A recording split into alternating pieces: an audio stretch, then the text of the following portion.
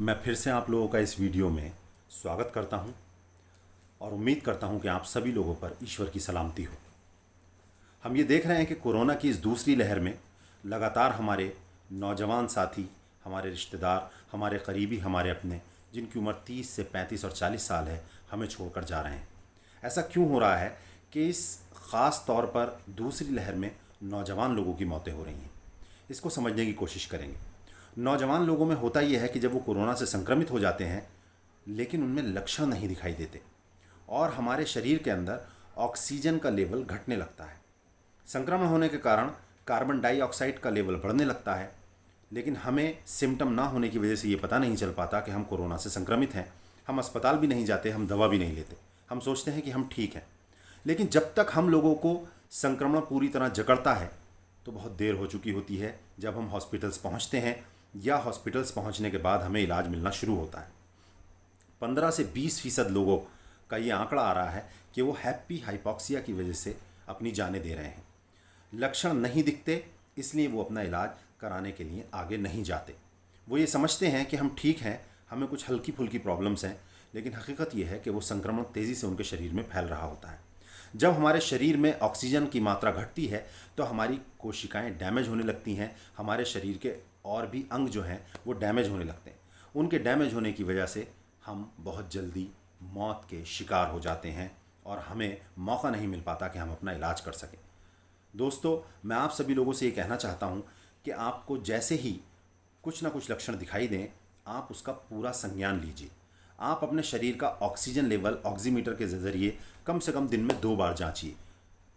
हर 6-7 घंटे में अपना ऑक्सीमीटर के ज़रिए आपको ऑक्सीजन लेवल जांचना चाहिए। सिम्टम आपको कम भी दिखाई दें और आपको ऐसा लगे कि ऑक्सीजन लेवल मेरा 90 से कम हुआ या 90 तक पहुंचा, तो तुरंत आप डॉक्टर को दिखाइए, तुरंत आप डॉक्टर की सलाह लीजिए या आप हॉस्पिटल जाइए। घबराइए मत, घबराना इसका कोई हल नहीं है।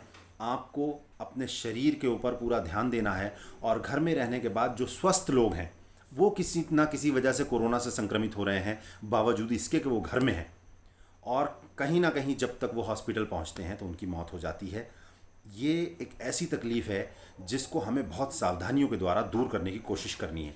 मैं अपनी एक अगली वीडियो में हम घर में रहकर कैसे कोरोना से बच सकें आप लोगों को ये बताऊंगा।